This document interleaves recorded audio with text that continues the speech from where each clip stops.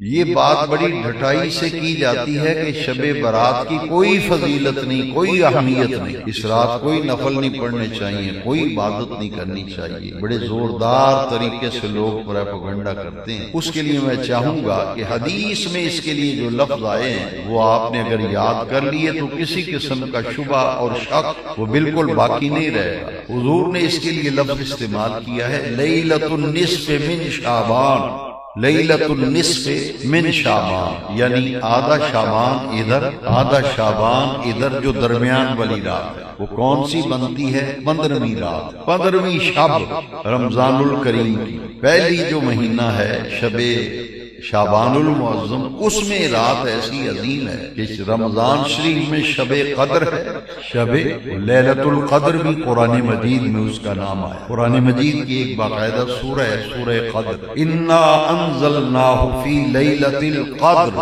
ہم نے قرآن کو شب قدر میں اتارا۔ قدر والی رات وہ ہے رمضان شریف میں، لیلۃ البرات ہے شعبان میں، اور لیلۃ الاسراء اور لیلۃ المعراج ہے رجب کے مہینے۔ یہ مسلمانوں کو 3 راتیں اللہ کریم نے دی ہیں ذکر کے لیے، عبادت کے لیے، بندگی کے لیے، توبہ اور استغفار کے لیے، اپنے رب کو منانے کے لیے، رب کو راضی کرنے کے لیے، اس کی رضا اور خوشنودی کے لیے اہتمام کرو۔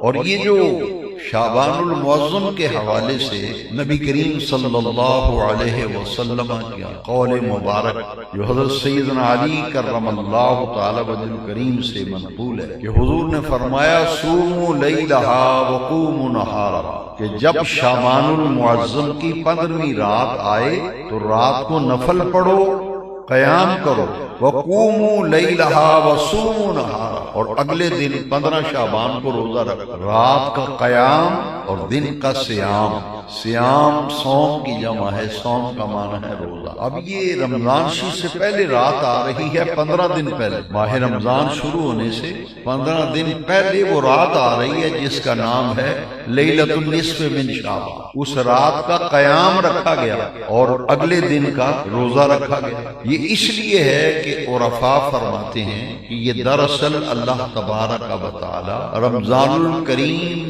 بعظمت مہینہ ہے جس کا استقبال اللہ کریم 15 دن پہلے کروا رہا ہے۔ وہ مہمان کتنا عظیم ہوگا جس کے استقبال کا اہتمام 15 دن پہلے کیا گیا۔ بلکہ بعض عرفاء نے تو بڑی لطیف اور بڑی نفیس بات کی ہے، وہ فرماتے ہیں کہ شعبان المعظم کی 15ویں رات نفل پڑھ کے رمضان شریف کی تراویح کے لیے تیار ہو جاؤ، اور 15 شعبان کا روزہ رکھ کے رمضان شریف کے روزوں کی تیاری کرو۔ تو ہم تو بھائی دین سیکھتے نہیں، سمجھتے نہیں، نہ ان میں باتوں میں غور کرتے۔ کتنی پیاری بات کہ 3 مہینے جڑے ہوئے ہیں، ماہ رجب، ماہ شعبان، ماہ رمضان، اور تینوں مہینوں میں ایک ایک رات اللہ کریم نے ہم سب کو ایسی دے دی۔ اس مہینے میں شب معراج، اگلے مہینے میں شب برات، اس سے اگلے مہینے میں شب قدر۔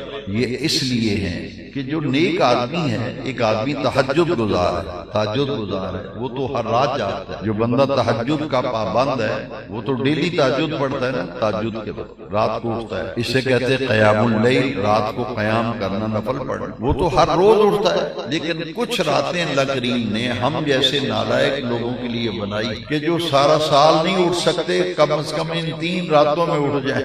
ان 3 راتوں میں جاگ کر مجھے یاد کر لے، میں ان کو بے پناہ عزتوں، عظمتوں اور برکتوں سے نوازوں۔